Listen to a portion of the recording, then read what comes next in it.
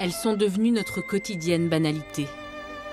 La colère et la haine ont envahi les réseaux sociaux. Elles nous divisent et peuvent détruire des vies. Je le dis haut et fort, les médias manipulent. m'interdira de parler. L'argent et les Nous dettes sommes sont en des train de vivre un génocide. Le gouvernement, l'éducation et les religions sont des systèmes de contrôle. À leur création, les plateformes promettaient une vaste conversation mondiale et des amis virtuels par milliers. Il n'était pas prévu qu'elles deviennent des lieux de combat, où l'on réclame justice, où l'on tente à tout prix d'imposer ses idées. Est-ce que la violence qui guette au moindre clic est le prix à payer pour pouvoir dire tout le temps et à tout le monde? Sommes-nous tous témoins ou complices, victimes ou bourreaux?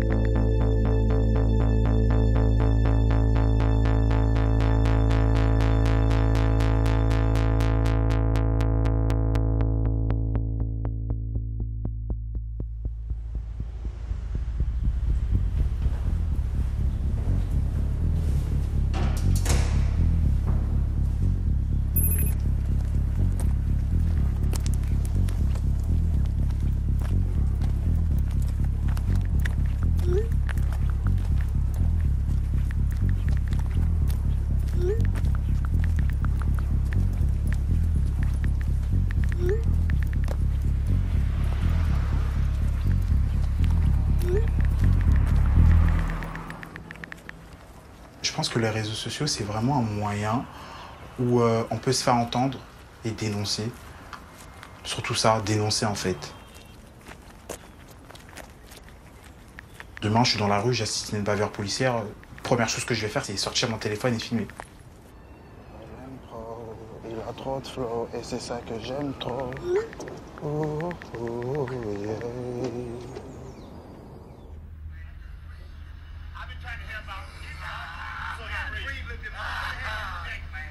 Derek Chauvin had his knee on George Floyd's neck for 8 minutes and 46 seconds, including 2 minutes and 53 seconds after Floyd had become unresponsive. Relax. I can't breathe my face. What do you want? I can't breathe. Please, the knee in my dick. Get in the car, man. Tous les gens parlaient de ça sur les réseaux. Instagram, Snap, Twitter. La vidéo, elle atterrit sur YouTube, même sur Facebook, WhatsApp. Tout le monde l'a vu. Même mes parents l'ont vu. Ça se passe aussi très très souvent en France en fait. Donc on peut quand même s'identifier à ce qui s'est passé avec George Floyd. Regardez, il a rien fait. Les réseaux sociaux regorgent de vidéos amateurs d'arrestations brutales. C'est une dinguerie. Ceux qui les postent voudraient faire des plateformes un outil de justice. Eh, non, laisse. Filmez les gars, filmez. Ça m'a semblé important de montrer vraiment mon indignation sur les réseaux sociaux. Parce qu'en fait, j'en avais ras-le-bol de voir des bavures policières. Surtout pendant le confinement, je voyais des vidéos de bavures policières tous les jours. Ça m'a choqué, ça m'a dégoûté, donc j'ai mis ACAB. C'est de l'anglais ACAB, All Cops Are Bastards, qui veut dire que tous les flics sont des salauds. Je me suis pas posé la question de savoir si ça allait heurter certains policiers. C'est clairement pas mon problème. ACAB, mort au port. Les slogans anti-flics sont régulièrement en tête des hashtags recommandés par Twitter. L'indignation se mue facilement en haine. Elle réactive des colères anciennes ou des blessures jamais refermées. Avec mon père, j'étais en voiture. Je devais avoir entre 7 et 9 ans. Je sais plus ce qu'il avait fait. Peut-être un stop ou un feu, je sais plus. Et de là, il y a 3 à 4 policiers en voiture qui ont décidé de faire un contrôle. Et mon père, au début, s'est laissé contrôler. Et au fur et à mesure, c'est monté crescendo. Ils ont commencé à le frapper, à l'insulter, à sortir des battes, à se mettre sur lui. Voilà, ça m'a traumatisé. Genre, j'ai vu mon père, il avait des bleus partout, il saignait du nez. Ça m'a traumatisé un peu.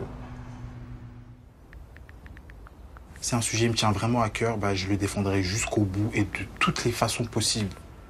Je suis entier, je suis comme ça.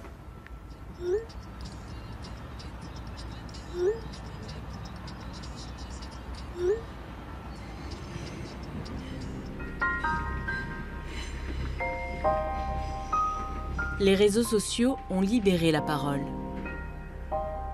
À quel moment sont-ils devenus un outil de lutte militante ? Ce sont des actrices américaines qui ont ouvert la voie sur Twitter en dénonçant publiquement les agressions sexuelles du célèbre producteur Harvey Weinstein. Des millions d'anonymes leur ont emboîté le pas. Partout dans le monde, la lutte contre les violences faites aux femmes s'est imposée comme une urgence, grâce à un simple hashtag relayé en masse sur Facebook et Twitter. Ta main sur mon cul, mon poing dans ta gueule. Dans le sillage du mouvement MeToo, un cap a été franchi en France. Celui qui incite à nommer publiquement son agresseur, à l'exposer à la vindicte, sans autre forme de procès. Cette vague a été si puissante qu'elle a inspiré d'autres militants pour mener d'autres combats sur les réseaux sociaux.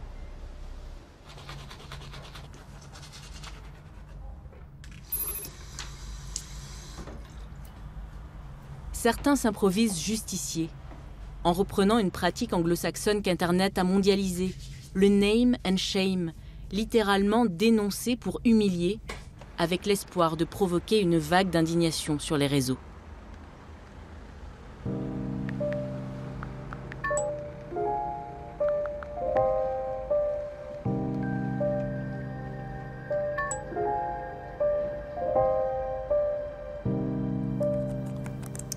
Un clic pour un safari, épisode 5.1, Arc barbare. Je vous présente un grand malade.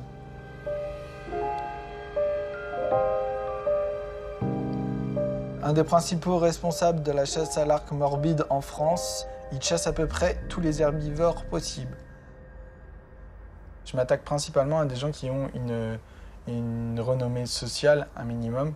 Ça peut être un avocat, ça peut être des patrons de supermarchés, ça pourrait être un dentiste, vétérinaire. Dans le cas, par exemple, d'un pompier, ça donne une jolie histoire avec des photos où il va être en tenue de pompier et des photos où il va être avec les animaux, une girafe ou un ours ou ce genre de trophée. Ça peut être une vidéo que je vais trouver particulièrement choquante qui va être par exemple de chasser une girafe à l'arc. Et tout ce qu'il fait est légal, mais c'est pas moral. Je reviendrai plus en détail sur son cas. Merci de mettre la honte du siècle à cet assassin.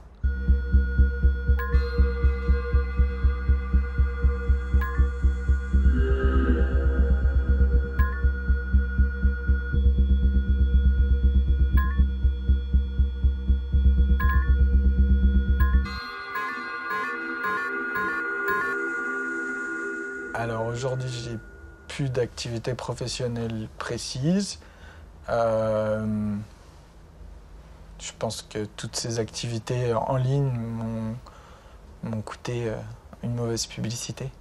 Si on veut faire la litanie des ennuis, donc il y a effectivement sur un point de vue professionnel, mais il y a également des plaintes qui sont déposées des personnes que je cite.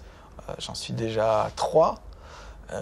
Avec une liste longue comme le bras de motifs, diffamation, injure publique, harcèlement, j'ai même eu chantage dernièrement, ça aurait dû m'arrêter. Mais comme j'étais dans une situation où je n'avais personnellement rien à perdre, autant continuer.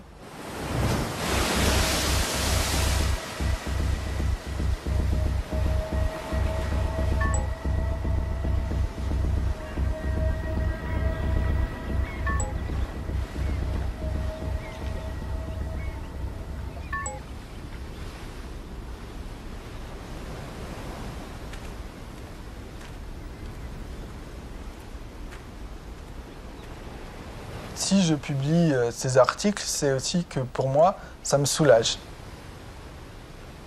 C'est le fait que les gens s'en emparent qui devient un jugement populaire. C'est pas moi qui crée cette justice. C'est le fait que cette vague naisse. S'il n'y a pas la vague, mon message reste tout seul sur sa page et il n'embête personne.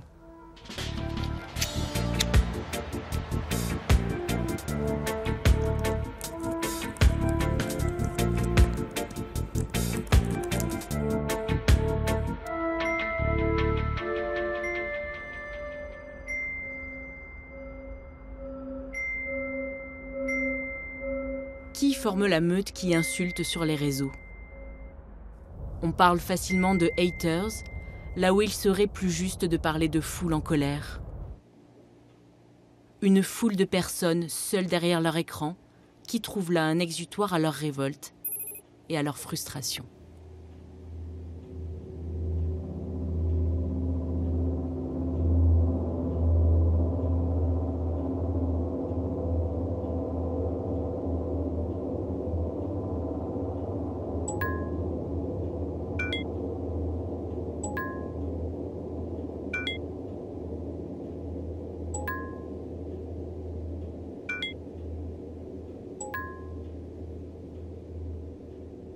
En fait, c'est quelque chose, c'est pas le vrai défouloir, mais quand même, ça permet de lâcher un peu ce qu'on a dans le cœur, dans nos tripes. Disons que, en ayant les moyens de dire merde sur les réseaux sociaux, il y a quelque chose qui fait qu'on n'explose pas. Avant, non, j'étais pas comme ça. En fait, je découvre ce qu'est la haine. Je la découvre. C'est de plus en plus dur aujourd'hui. Tu vas faire les courses, t'en as tout de suite pour 80 €. On est à 2. Et sans faire de folie. Tu peux pas aller au resto, c'est fini. Tu peux pas aller au ciné. Tu peux pas aller au théâtre. Tu peux pas rencontrer des gens. Mais c'est quoi leur bordel ?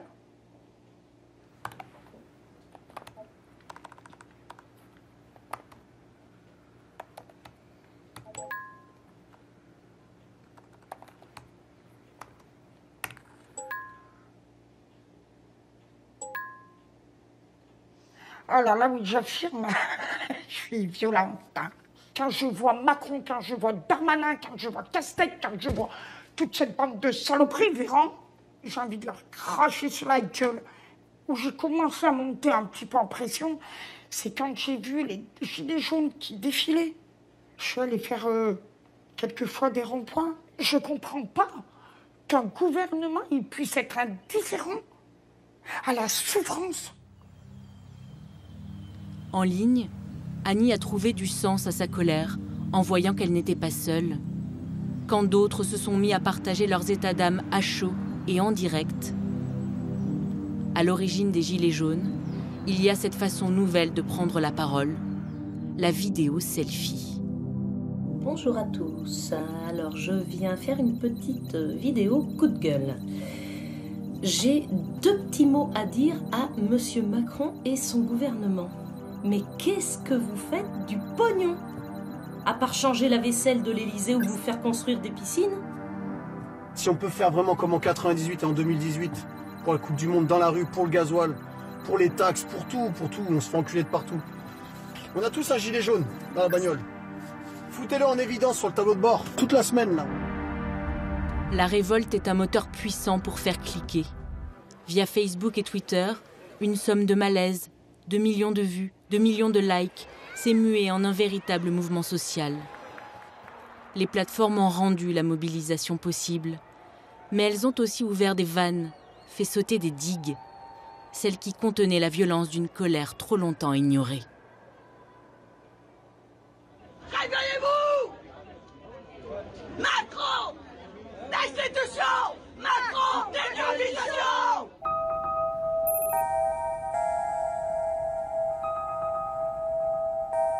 Il y a le principe que nous aurions été condamnés au mutisme depuis de longues décennies, que seules des supposées élites auraient eu le droit de parole, le droit de s'exprimer, et aujourd'hui ce serait en quelque sorte l'heure de la grande revanche. Et à une époque où il y a tant de souffrance, tant d'insatisfaction, c'est comme si d'un coup il y avait ce moment historique qui avait permis à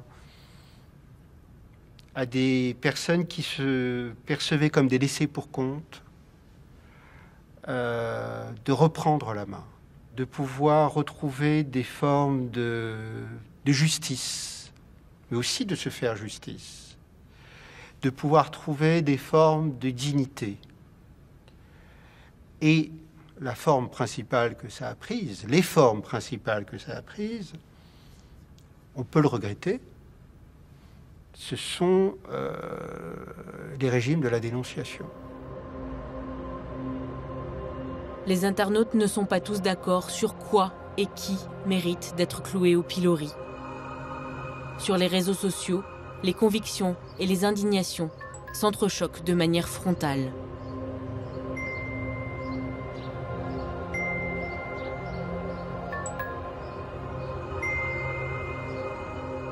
Il règne un climat de tension permanente, où le débat est devenu impossible, où la nuance n'a plus sa place, où l'on est sommé de choisir un camp. C'est vrai que des fois je peux sortir un peu les griffes, mais pour moi c'est légitime, c'est jamais gratuit en tout cas. À partir du moment où une personne elle a une idéologie opposée à la nôtre, et que surtout elle est très virulente dans ses propos, on va forcément la considérer comme un haters. Moi par exemple, les racistes je les considère comme des haters, les racistes ils me considèrent comme un haters.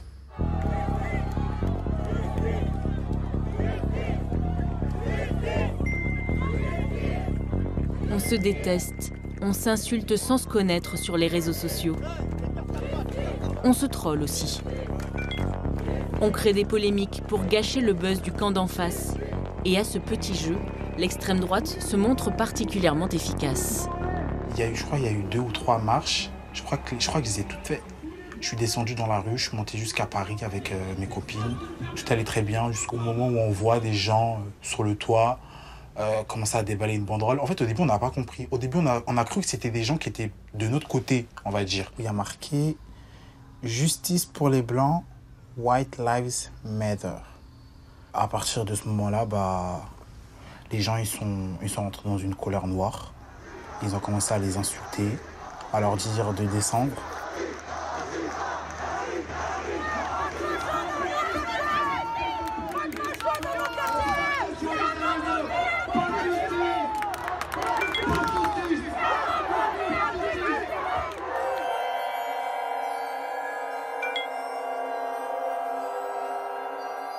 Je crois que la manif n'était même pas finie, qu'il y a une photo qui a atterri sur les réseaux sociaux.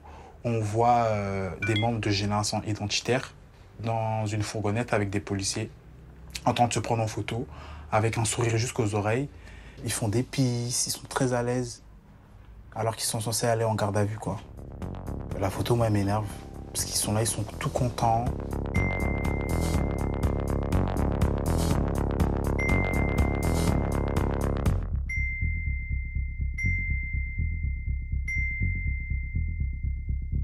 Un groupe de jeunes noirs ou arabes, je pense pas qu'ils auraient pu être aussi à l'aise dans la fourgonnette avec les policiers. C'est ça qui a interpellé, je pense. Leur seul but d'avoir fait cette photo, c'était de faire parler, ou le buzz, et la provoque. Et ça a bien marché. Parce que maintenant, Thaïs, on la connaît, son groupe d'amis, là, on les connaît aussi. Bref, les propos que les gens tiennent à son égard sont dangereux, mais ce qu'elle défend aussi, c'est dangereux. Donc, qu'elle soit pas étonnée, quoi.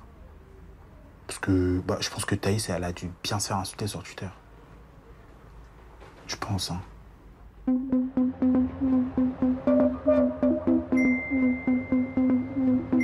La haine, quand elle se déchaîne, est toujours intolérable. Même si certains considèrent qu'elle fait partie du jeu et savent s'en servir de tremplin pour gagner en visibilité. Petite Blanche, j'ai bien envie de te violer ta mère. Je te conseille pas de sortir de chez toi. Si ça t'attrape, c'est fini pour toi, sale facho. T'inquiète, un jour, je vais trouver ton adresse à toi et tes petits potes. On va brûler toi et ta famille. On a tous vos noms de salopes. En quelques heures, j'ai dû comptabiliser peut-être, je sais pas, plus de... En tout cas, dans la soirée après l'action, plus de 1000 menaces et insultes sur Twitter. Moi, j'aime bien citer l'exemple de Sainte Jeanne d'Arc parce qu'effectivement, elle a été diabolisée en son temps, elle a été brûlée sur la place publique. Donc, la cause que je défends vaut la peine de prendre ces risques-là. Génération identitaire, le terme génération identitaire était dans les top tendances Twitter, c'est-à-dire qui c'était les sujets les plus discutés en France sur Twitter à ce moment-là. Et il y avait génération identitaire et également Thaïs, qui était parmi les top tendances. Bonjour à tous, c'est Thaïs de Génération Identitaire. Les réseaux sociaux, ils ont une importance déjà parce qu'on est dans une société très médiatisée, aussi parce que la jeunesse s'informe de plus en plus sur les réseaux sociaux et quitte assez les médias traditionnels. Là, on est sans filtre avec ceux qui nous suivent, donc effectivement, ça augmente et multiplie l'impact qu'on peut avoir.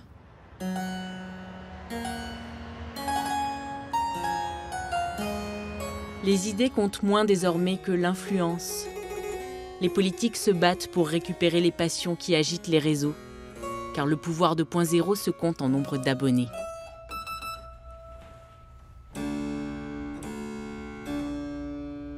Mais comment capter l'attention dans le pullulement permanent de posts et de commentaires? Le député Joachim Sonforger, aussi connu sous le nom de roi des trolls, a conquis ses followers à coups de provocation. Quand vous avez peu d'abonnés, vous êtes très satisfait quand vous en gagnez une centaine. Donc en fait, il y a quelque chose pour rassasier votre addiction à cette audience qui est très progressif. Quand vous avez beaucoup, vous voulez encore plus, etc. Donc il y a un côté de circuit de la récompense comme on trouve dans certaines drogues aussi, probablement. Le député est devenu une star de Twitter en organisant un buzz autour de la publication d'une autre élue, Esther Benbassa. Elle y prenait à partie Brigitte Macron à propos des Gilets jaunes.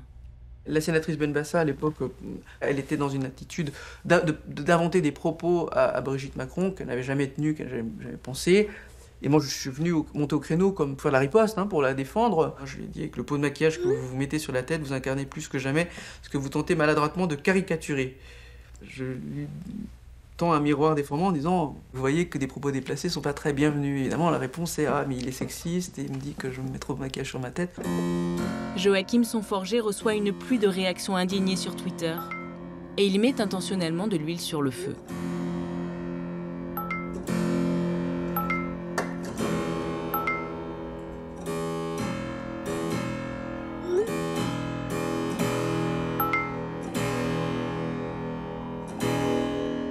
Quand je vois que ça fait le buzz, je me dis soit j'arrête la machine, soit j'utilise le truc. Donc à ce moment-là, je trouve le truc tellement absurde, mais tellement grossièrement efficace. Je vois mes abonnés qui gonflent. Donc je riposte avec des photos humoristiques d'elle dans des manifs qui tient un panneau, mais c'est des vraies photos à la base, c'est même pas des montages, moins de police, plus de cannabis, des trucs comme ça, c'est elle-même qui se ridiculise, j'y peux rien, c'est pas ma faute.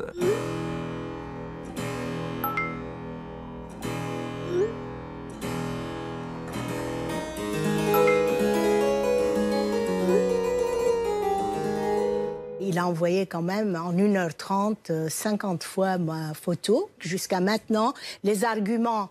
On s'énervait entre nous, mais on argumentait, la politique, ce n'est pas du sexisme.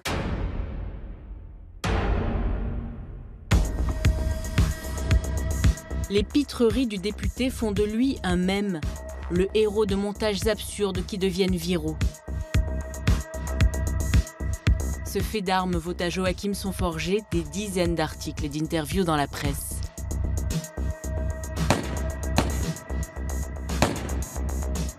À ce moment-là, je suis en capacité de générer à la suite plusieurs contenus viraux et d'entraîner une communauté avec moi. Donc si le but, il est atteint.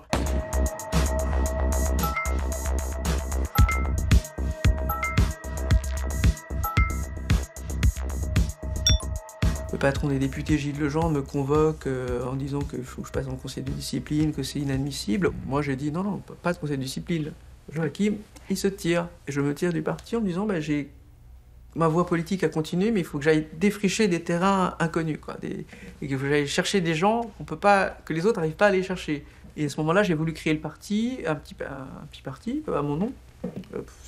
C'était une petite blague par rapport aux initiales En Marche, Emmanuel Macron. J'ai fait JSFEE, je suis français et européen. Puis ça, c'est un truc imprononçable, JSFE. Ça, c'était du trolling. J'aimais bien l'idée que des gens ne sachent pas comment prononcer ce truc et doivent se creuser les ménages autour d'un truc complètement absurde que j'ai pondu dans ma chambre,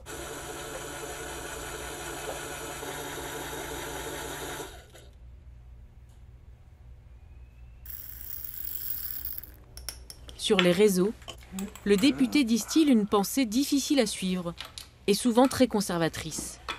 Pro-life, pour le port d'armes et surtout contre l'obligation d'être politiquement correct. Il y a beaucoup de gens qui veulent voir à tout prix la provocation ou la violence. Moi, j'ai pas l'habitude de me cacher et donc j'ai jamais caché ni mon goût pour les arts martiaux, ni pour la pratique des armes à feu.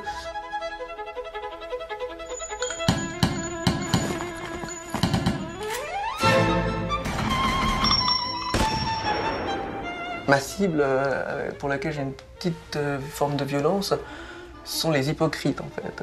C'est ce qu'on appelle les bourgeois, je crois, depuis longtemps. J'aime pas ça.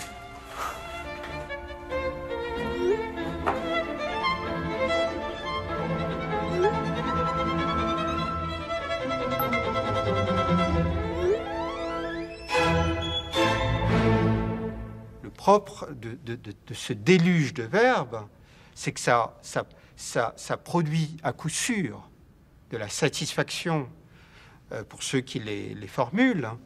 Ça fait office de catharsis pour des milliards, des centaines de millions d'individus sur Twitter et des milliards d'individus sur Facebook, mais ça ne produit rien.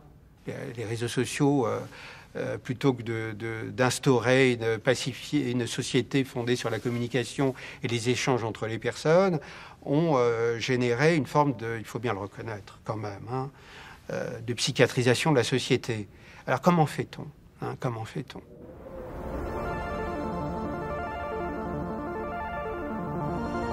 Est-il possible d'enrayer cette mécanique de l'invective permanente ? Aux quatre coins du monde, des militants tentent d'agir avec les moyens du bord. Ils font face à la meute quand elle se déchaîne. Leur groupe s'appelle Je suis là et compte 200 000 membres. Ils essaient de propager un peu de bienveillance à travers leurs écrans.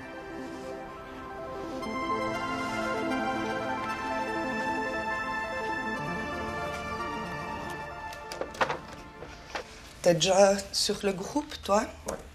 Bon, je crois qu'on va partir sur ça. Hein ? Ouais. Là, je vois, il y a Jackie, une des modératrices, qui a repéré un article. On va vite aller voir. Hein ? C'est sur le premier mariage gay dans L'amour est dans le pré. Ouh là là. Il y a quelqu'un qui a répondu à celui qui a dit « il s'enfile la bague au doigt ». Un peu comme toi, tu t'enfiles en famille. Bah là, je vais mettre un com, moi. Hein. Pour rappel, exprimer publiquement de l'homophobie est un délit. Bon, au moins, s'il te répond, ça te fait monter dans les commentaires pertinents, non ? Ouais, c'est ça. Plus il commente sous mon truc, plus je deviens visible. Tu vois celui de Jackie aussi, tu peux le liker. J'ai liké celui de Jackie déjà. Du coup, il me répond « Ah, parce que montrer ça à des enfants publiquement, c'est mieux. Revoyez vos priorités. » Je lui ai mis montrer quoi ? Des gens qui s'aiment. Et là, il me dit « Qui s'aiment, lol, c'est devenu la mode, ma foi. » Là, je lui réponds que c'est pas une mode, qu'on choisit pas d'être hétérosexuel ou homosexuel. Et on ne devient pas homosexuel en regardant un couple qui l'est. 3 fois par jour, il y a des actions qui sont lancées sur des articles. Le but est quand même toujours d'essayer de rendre nos commentaires visibles pour en fait faire pencher la balance vers la bienveillance. Donc on utilise vraiment simplement les armes qu'utilisent aussi les haineux. On va sur le même terrain qu'eux pour apporter des messages bienveillants et sourcés. Voilà, c'est pas juste dire aimons-nous les uns les autres, ou bien qu'on puisse le faire hein, totalement, mais l'idée c'est aussi des fois d'apporter un vrai contre-discours. Parce que je me dis justement les jeunes qui viennent sous ces articles et puis qui voient que de la haine, finalement comme ils ont peu de recul et puis parfois pas assez d'esprit critique, ils peuvent prendre des informations fausses ou de la haine comme étant ce qu'il faut penser. C'est parce que mes enfants sont ados et sont donc potentiellement une cible d'être influencés ou que j'avais envie de rejoindre le groupe Je suis là. Si je commente sur un article qui est sorti récemment et que je mets le hashtag « Je suis là », mais ça peut arriver d'avoir 300 réponses sous un commentaire, dont 250 qui sont haineuses. Là, il y a une dame qui me dit « Il y avait longtemps que les labos de Je suis là n'étaient pas sortis des égouts. » Une personne qui me dit de dégager de France. C'est quoi encore ce truc des « Je suis là » de Tarlouse? Putain, j'en peux plus de cette époque de pantoufles non-genrées, non-racisées, non-binaires, non-gnangnan, mais pendez-vous. On a des fois l'impression que c'est un peu le mythe de Sisyphe, parce que c'est toujours répété, c'est toujours redire les mêmes choses. Ce qu'on aimerait juste, c'est que ce soit possible de dialoguer sans s'insulter sur les réseaux sociaux, puis accessoirement, de respecter les lois aussi. Parce que bien des commentaires, ceux que je vous ai lus là ou d'autres, ils sont hors la loi. On n'a pas le droit de dire à quelqu'un, de menacer de mort quelqu'un, de l'insulter sur ce qu'il est, sur s'il est homosexuel, s'il est juif, s'il est musulman. C'est des choses qui sont interdites, mais qui sont sur les réseaux sociaux. Et ça, c'est pas normal.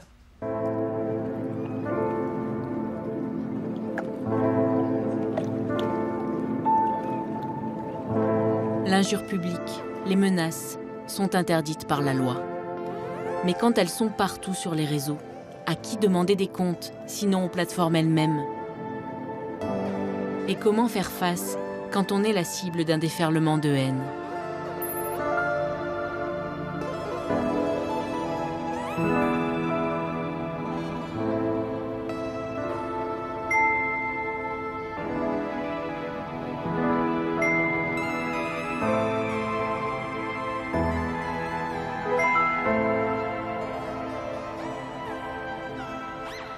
Je dois reconnaître que j'ai probablement sous-estimé la dangerosité que Twitter pouvait avoir pour moi.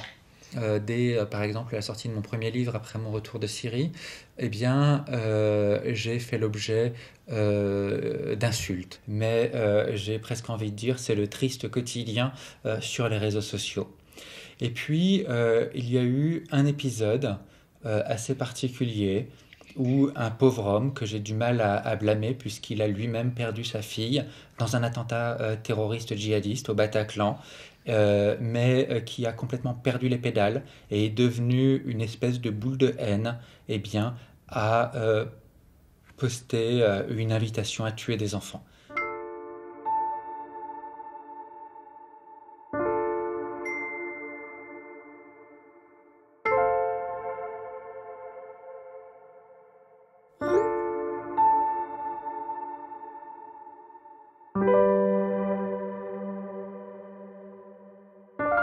Dans la foulée de ce tweet, eh bien, cet homme a vu son compte suspendu. Je me suis retrouvé avec des milliers, des dizaines de milliers de tweets qui m'insultaient, qui me blâmaient, qui m'accusaient des pires horreurs.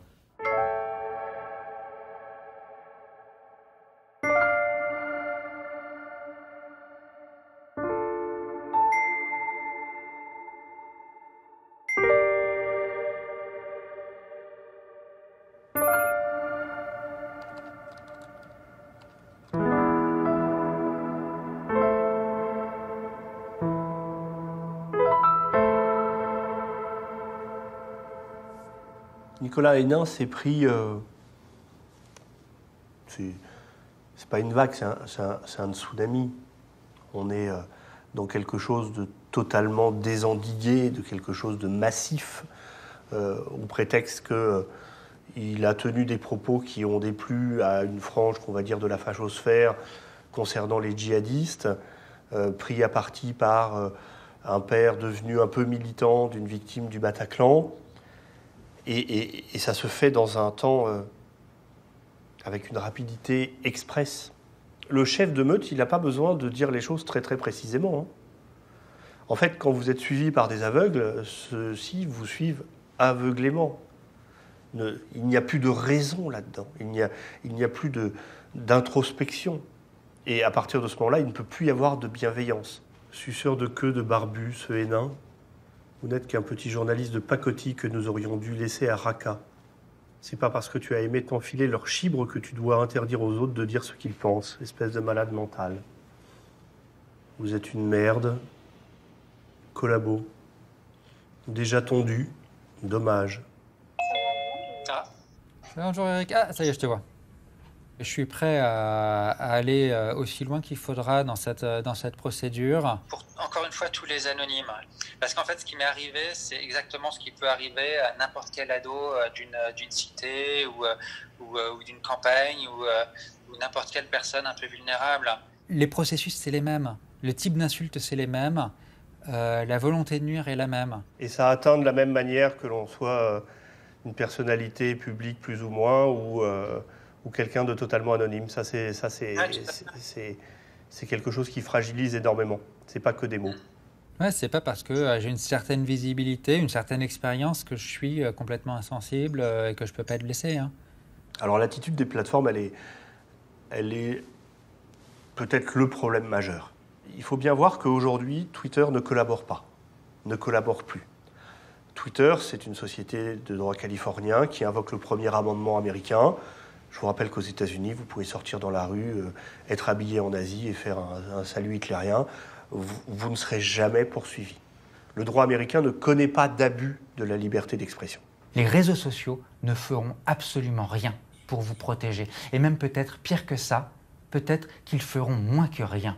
Peut-être qu'ils feront ce qu'ils peuvent pour saboter l'enquête. On a été entendu par les services enquêteurs qui ont fait des réquisitions à Twitter, judiciaires.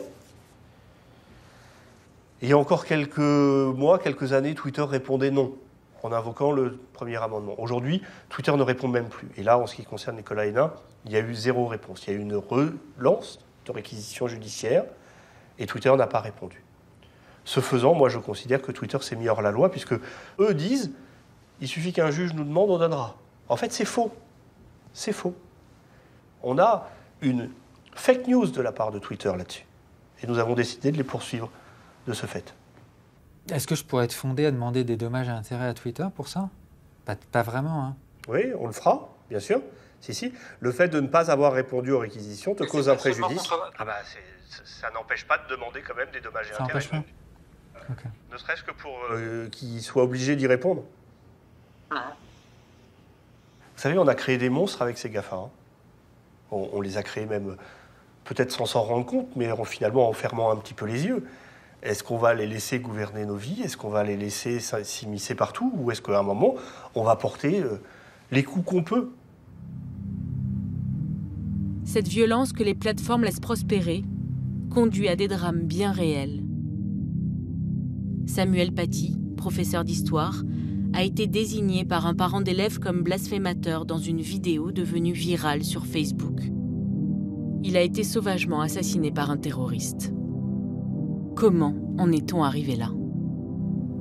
Peut-être à cause d'un malentendu originel. Les réseaux sociaux n'ont pas été conçus pour nous informer ou nourrir le débat public. Les plateformes captent notre attention dans un seul et unique but: collecter nos données personnelles pour les revendre à des publicitaires. Peut-être que nous sommes laissés prendre au piège, un grand nombre d'entre nous se sont laissés prendre au piège de cette industrie. Car il faut revenir au cœur de l'affaire. C'est une industrie. Ce sont des industries qui viennent de la Silicon Valley, qui ont été développées par des ingénieurs et des concepteurs extrêmement habiles en vue de générer de la dopamine, c'est-à-dire le sentiment de satisfaction, de l'importance de soi, en vue de générer aussi l'envie d'y revenir continuellement. Pour nous garder en ligne, les plateformes font appel à des formules mathématiques, les fameux algorithmes.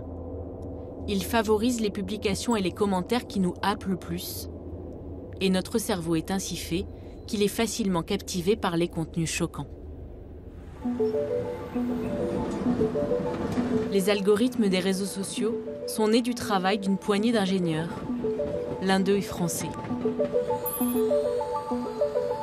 Après son départ de Google, il a rejoint la liste des repentis de la Silicon Valley. Il dénonce la responsabilité des algorithmes dans la montée de la haine en ligne et dans l'essor du complotisme. Le complotisme et la haine, c'est les deux faces d'un même problème. C'est deux attitudes qui font passer énormément de temps aux gens en ligne, donc qui sont massivement amplifiées et promues par les algorithmes. Tout le monde a l'impression d'avoir le contrôle sur ce qu'il voit et sur ce qu'il lit, mais en fait, à chaque fois, c'est l'algorithme qui a le contrôle. C'est-à-dire que sur Twitter, c'est l'algorithme qui va décider quels sont les posts que vous allez voir et ceux que vous n'allez pas voir. Alors YouTube et Google ont testé beaucoup de méthodes pour faire rester les gens plus longtemps. Et ce qui marchait le mieux, c'est de donner des contenus très similaires aux contenus que les gens ont déjà regardés avant.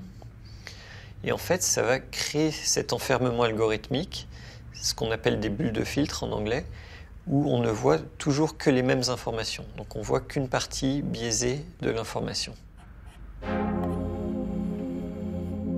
Donc là, on voit une cartographie de tout YouTube.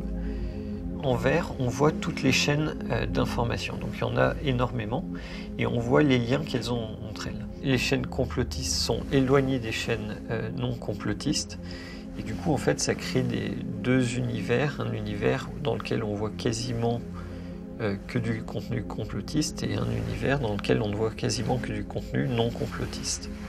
Et après, on peut aller regarder vidéo par vidéo quelles ont été les vidéos massivement recommandées par YouTube. Donc, ouais, en 2018, voilà, une des vidéos les plus recommandées, par exemple, c'était une vidéo Flat Water, Flat Earth, qui disait que quelqu'un avait vu un mur de glace qui entoure le monde et qui prouve que la Terre est plate et entourée par un mur de glace, derrière lequel il y a d'énormes trésors qui nous sont cachés par la NASA, qui ne veut pas qu'on aille accéder à ces trésors.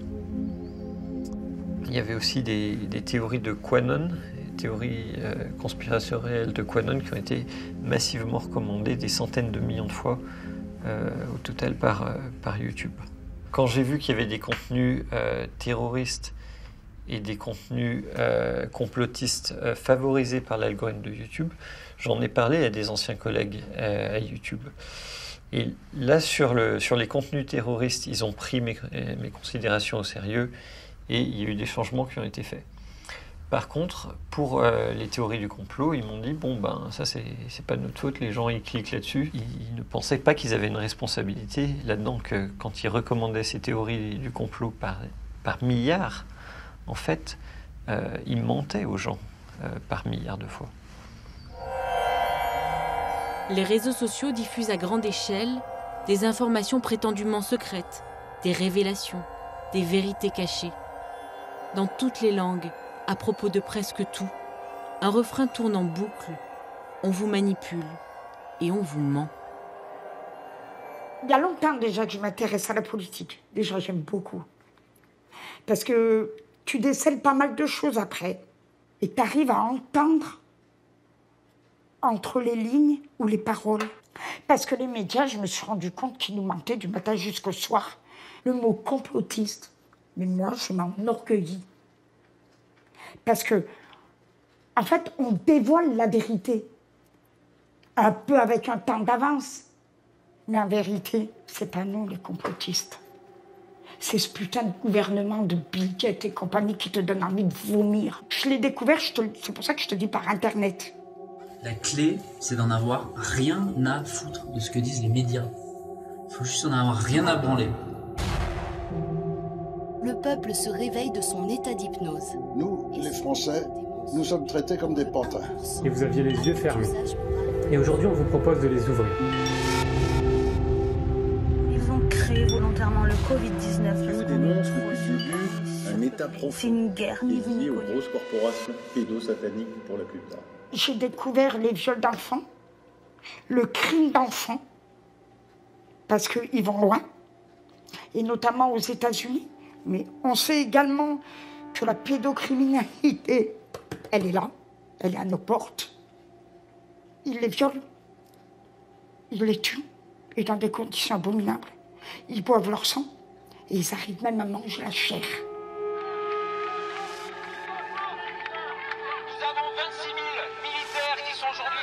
Dans les semaines et les mois qui viennent, vous allez voir, il va y avoir des opérations d'envergure et la France va se retourner d'un seul coup, croyez-y. On se retrouve comme si on était une famille soudée, solidaire. qui s'aiment en fait, qui cherchent la vérité, mais le bien des autres. On a les mêmes idées, tu arrives à le voir sur Internet, même sur Facebook. C'est pour ça qu'il faut qu'on ouvre les yeux, qu'on s'unisse. Oui, ça peut péter. Et là, on est sur les charbons ardents. D'une manière ou d'une autre, on va y arriver, c'est obligé. À la révolution ou à une guerre civile. C'est pour les mêmes raisons et avec les mêmes certitudes que des partisans de mouvements complotistes comme QAnon ont pris d'assaut le Congrès des États-Unis.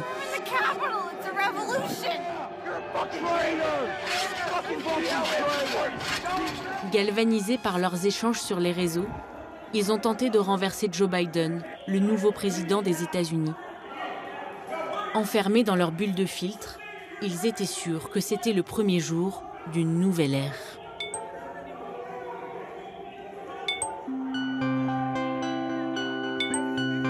Les plateformes, dépassées par leurs responsabilités, sont passées d'un extrême à l'autre. Après des années de complaisance, elles ont lancé une vaste purge. Donald Trump lui-même a été banni à vie de Twitter. Et avec lui, des dizaines de milliers d'autres utilisateurs, soudainement identifiés comme une menace pour la démocratie. Quelques jours après l'invasion du Capitole, Joachim Son-Forget a tenté un coup de poker qui aurait pu lui rapporter des centaines de milliers d'abonnés. Il a rebaptisé son profil au nom de Donald Trump. Twitter a aussitôt supprimé son compte. Oui, 375 chez Tag Killer, c'est moi, tu peux m'ajouter. Ok, Igoulé, je te vois, j'accepte. Donc vous êtes vraiment les bienvenus à rejoindre le Discord. Privé de ses 65 000 abonnés, le député se console sur d'autres terrains de jeu, toujours en quête de nouveaux électeurs. Ça me permet de rencontrer des nouvelles personnes et voilà, un électorat aussi potentiel. Ok, tu te mets juste connecté et puis dès que je te rajoute au groupe dès que j'ai fini celle-ci. Je suis vraiment à votre disposition pour vous ouvrir des portes s'il y a besoin. Et même si vous n'avez pas envie de vous engager spécialement avec nous, si vous avez juste besoin d'un petit coup de main, il n'y a vraiment aucun souci. Fermer des comptes, est-ce la bonne stratégie pour ramener la paix sur les réseaux? Avant que mon compte se fasse censurer, j'étais à 20 000. Puis après, j'en avais recréé un dans la foulée où en 24 heures, j'étais arrivée à 10 000. Il ressaute, j'en crée un troisième. Il tient 5 jours ou une semaine max. Il remonte à 18 000 et hop, censuré. Et après, c'était fini. Tous les comptes de GI ont sauté, quoi. Sur Facebook, moi, je crois qu'en tout, j'en suis à plus d'une dizaine de comptes que j'ai dû recréer à la chaîne, quoi. Mon compte Instagram, j'ai atteint les 10 400 abonnés, ce qui est déjà pas mal. Mais effectivement, j'appelle quand même régulièrement les gens qui nous suivent à nous rejoindre sur Telegram. Parce que je suis pas à l'abri non plus à ce que ce compte-là, il saute, quoi. Interdite de Facebook, de Twitter, de TikTok et d'Instagram. Génération Identitaire est bannie, mais pas muselée. Cela fait des années que l'ultra-droite est régulièrement visée par des suppressions de comptes. Cela n'a pas empêché le groupuscule de faire parler de lui. Cette opération de chasse aux migrants dans les Pyrénées a été très largement relayée sur les réseaux. Privée de compte officiel, l'organisation s'est tout de même assurée une couverture médiatique impressionnante. Est-ce que ça, c'est pas du racisme anti-blanc? Parfois, ça les aide d'être bannis sur des plateformes parce qu'après, ils se posent en martyrs et en fait, ils ont encore plus de vues qu'avant. Trop de modération, c'est contre-productif. Donc, il faut responsabiliser l'amplification algorithmique. C'est-à-dire que quand une plateforme recommande un contenu 1 milliard de fois, si ce contenu viole une loi, la plateforme doit être tenue responsable. Et donc ça demande une collaboration entre des politiques et des ingénieurs.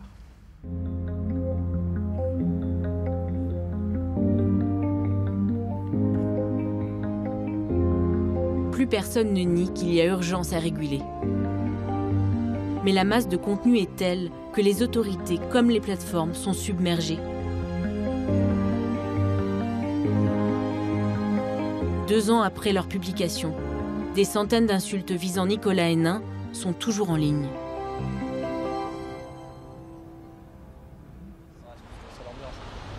Génération Identitaire a popularisé ces idées radicales grâce aux réseaux sociaux. Aucune plateforme n'est parvenue à mettre fin à ces activités. C'est le ministère de l'Intérieur qui a dissous le groupuscule pour incitation à la haine.